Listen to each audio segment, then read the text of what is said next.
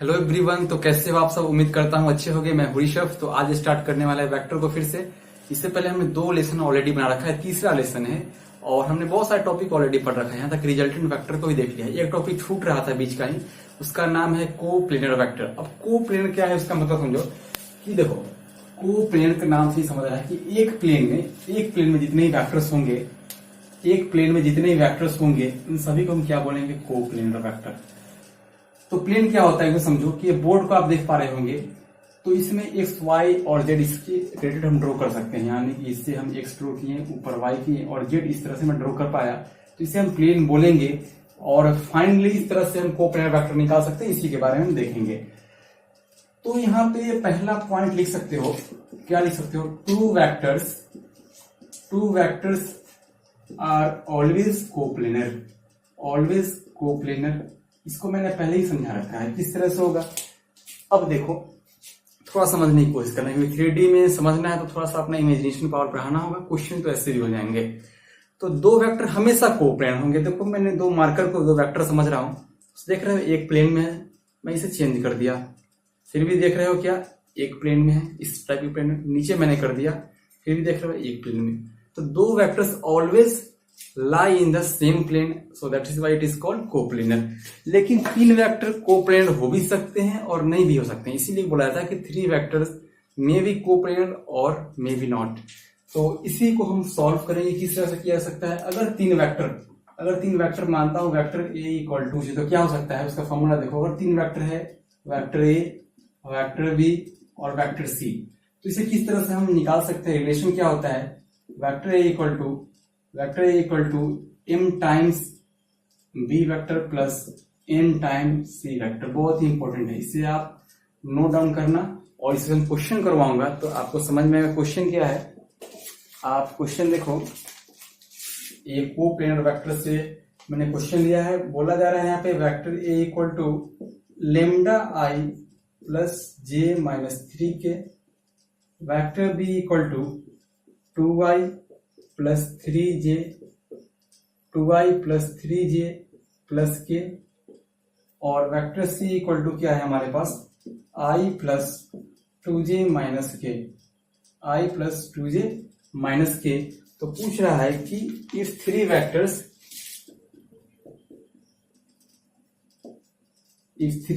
Vectors are coplanar, तीनों एक plane में होंगे, then find the value of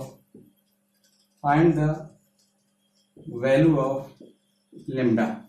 lambda का वैल्यू निकालना, सॉल्यूशन पे आएंगे।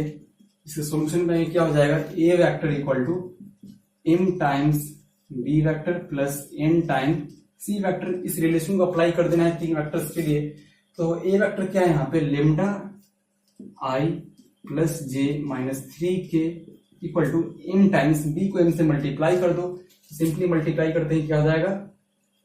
2y plus 3j plus k plus n times, देखना है यहाँ पे n टाइम्स क्या हो जाएगा। तो c वेक्टर क्या है यहाँ पे? i plus 2j minus k, तो i plus 2j minus k। इस तरह से अब क्या करना होता है? i को i के साथ आपको यहाँ पे कंपेयर करना होता है। तो यहाँ पे देखो, lambda i plus j minus 3k, यहाँ पे मल्टीप्लाई कर दो तो 2mi plus 3mj plus mk plus ni plus 2nj minus nk।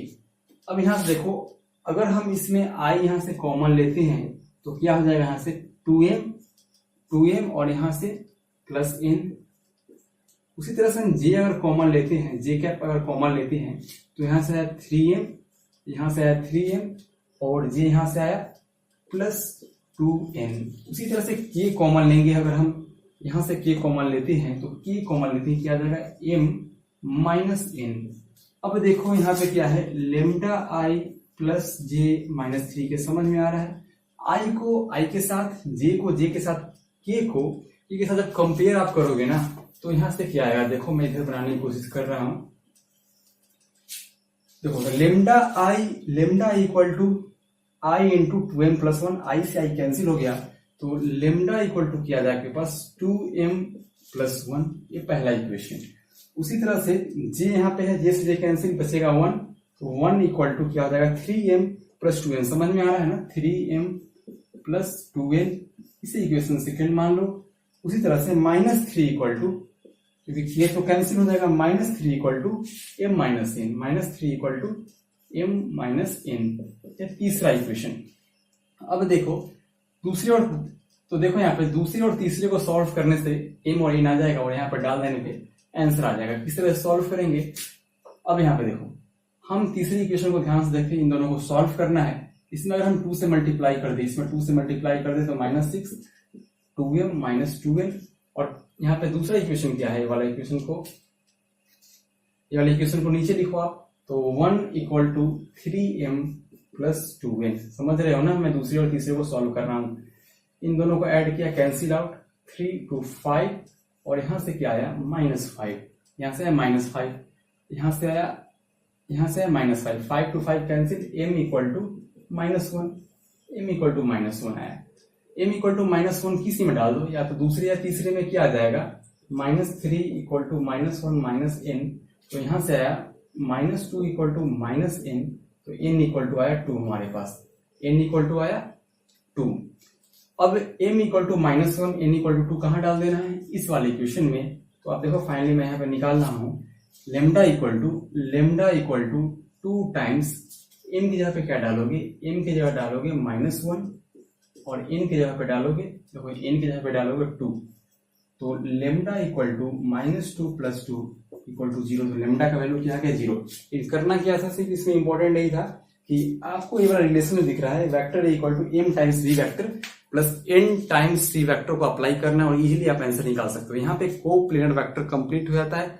अगला टॉपिक जो है हमारा बहुत इंपॉर्टेंट है, अब हम इक्वेशन की तरफ बढ़ना चाहेंगे। जिस तरह से आपने 2D ज्योमेट्री में, अगर स्ट्रेट लाइन की मैं बात करूं, या सर्कल या कोनिक सेक्शन में आपने इक्वेशन ऑफ लाइन लिखना, इक्वेशन ऑफ सर्कल लिखना सीखा था।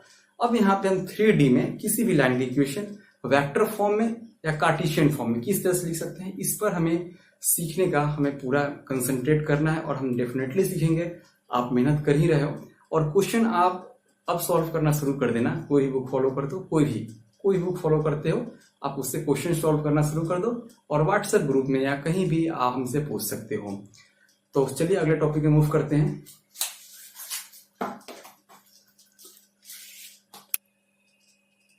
तो हम अपने अगले टॉपिक की ओर मूव करते हैं, और यहां से आप इक्वेशन ऑफ लाइन लिखना 3D में आप सीखने की कोशिश करोगे, राइट। और बहुत ही इंपॉर्टेंट कॉन्सेप्ट है, और ये नहीं समझ पाओगे ना तो शायद आगे इक्वेशन ऑफ लाइन लिखना मुश्किल हो जाएगा। तो मैं उम्मीद करता हूं और मैं जानता हूं कि आप डेफिनेटली इसे आप जरूर सीख लोगे। बहुत छोटी सी बात है, ऐसा कुछ है नहीं, मैं कुछ डरा हुआ नहीं रहा हूं, बस बिल्कुल सिंपल सा है। अभी तक सीखते आ रहे हो, अभी तक जो समझ में आ गया ना वही मैं समझता हूँ कॉम्प्लेक्स पार्ट था। अब तो सारे आसानी है।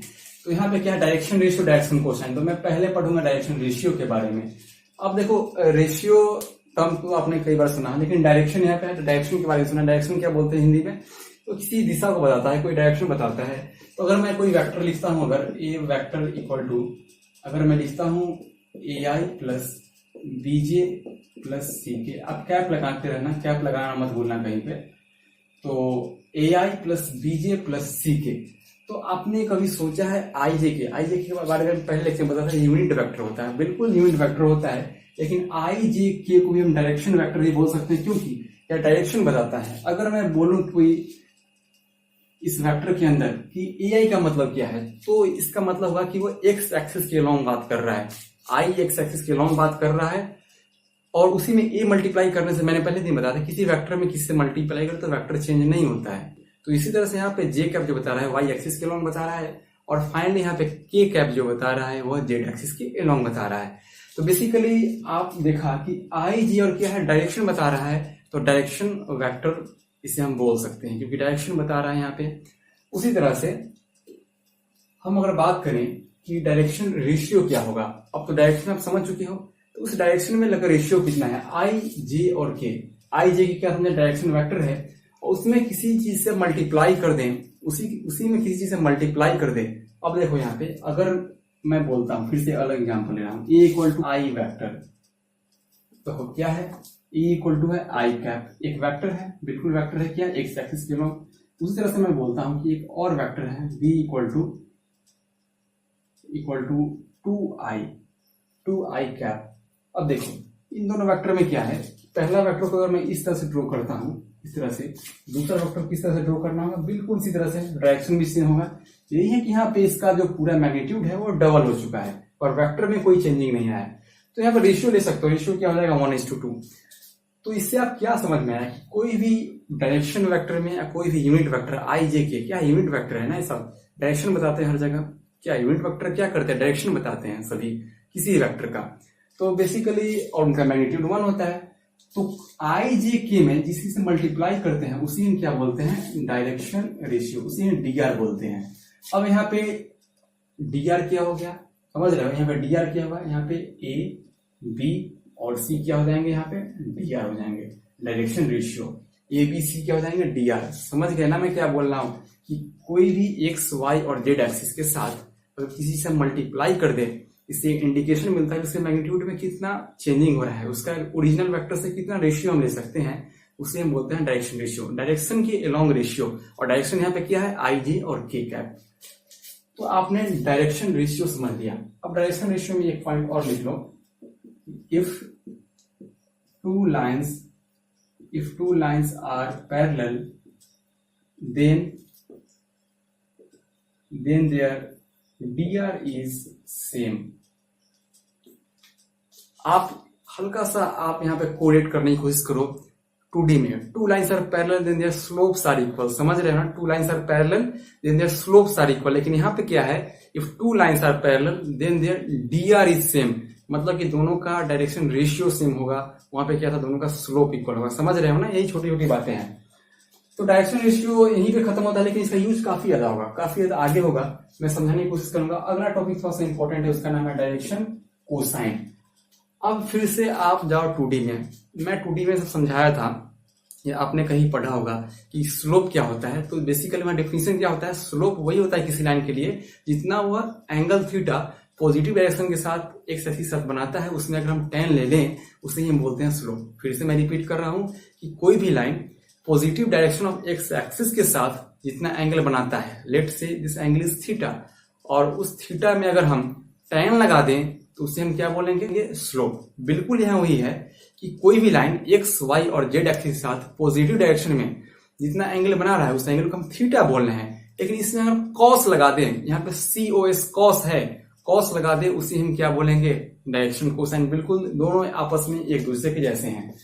यहाँ पे कोई वेक्टर मानता हूं, A vector equal to AI plus BJ plus CK, cap लगाते रहना।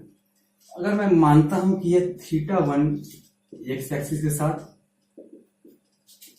θ2 या वाई एक्सिस के साथ और θ3 या जेड एक्सिस के साथ अगर बनाता है, तो आप इसका डायरेक्शन कोसाइन किस तरह से निकालोगे।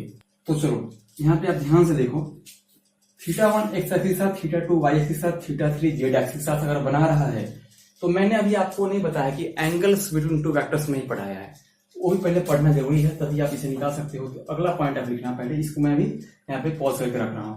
तो अगर दो वेक्टर हैं, अगर AI A1I, अगर दो वेक्टर हैं, अगर A1I plus A2J plus A3K, और दूसरा वेक्टर है अगर B वेक्टर इक्वल टू अगर है B1I plus B2J plus B3K, तो दोनों के बीच का एंगल जो निकालते हैं वो निकालते हैं cos थीटा से।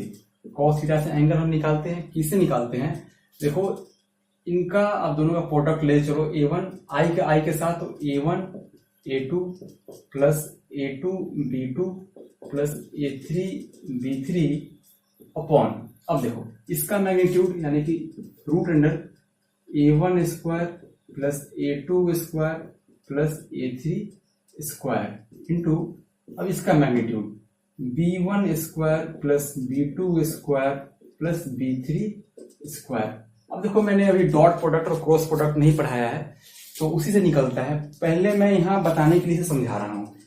तो देखो यहाँ पे θ1 बन रहा है एक्स एक्सिस के साथ, तो इसे लिख सकते हो cos θ1 cos theta 1 equal to क्या लिख सकते हो, एक्स एक्सिस का आप जानते हो डायरेक्शन रेशियो क्या होता है 1 0 0, एक्स एक्सिस का क्या होता है 1 0 0, वाई एक्सिस का वाई एक्सिस का dr क्या होता है 0 1 0, और जेड एक्सिस का आप dr जानते हो क्या होता है 0 0 1।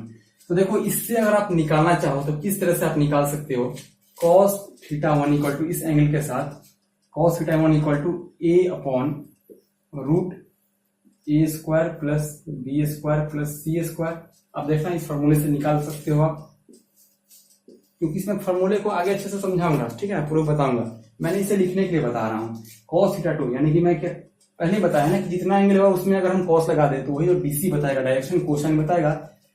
तो देखो cos थीटा 2 इक्वल टू क्या हो जाएगा, यहाँ पे देखो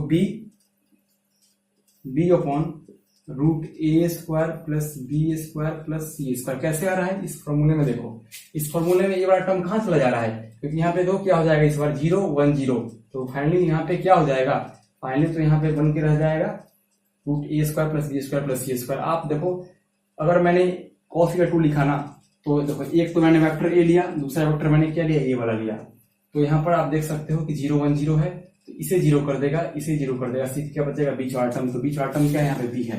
उसी तरह से cos थीटा 3 इक्वल टू क्या हो जाएगा, अब देखो यहाँ पे 0 0 1, तो ये भी 0 ये भी 0, यहाँ पे 1 से हो जाएगा, तो C upon root A square plus B square plus C square. देखो अब ये वाला टर्म क्या हो जाएगा 0 square plus 0 square plus 1 square, तो फाइनली 1 ही बचेगा ना, तो मैं लिख नहीं रहा हूं, इसे समझाने के लिए मैंने सारी चीजें भी करवानी है। अब इसे ही क्या बोला गया, देखो इसे नोट डाउन कर लिया, मैं मिटा रहा हूं। अब इसे ही क्या बोला गया, इसे ही एल बोला गया, इसे एम बोला गया और इसे एन बोला गया, राइट, इतना समझ में आ गया। इसे एल, इसे एम, इसे और एन बोला गया। तो आगे मैं यहाँ करवा रहा हूं, तो आप एक चीज समझ सकते हो, इन तीनों को स्क्वायर करके ऐड जब करोगे आप, L square plus M square plus N square equal to क्या हो जाएगा 1। अब देखो यहाँ पे स्क्वायर करके सबको ऐड करना 1 ही आएगा, तो इससे आप ये भी समझ सकते हो कि cos square theta 1 plus cos square theta 2 plus cos square theta 3 equal to क्या होता है 1 होता है।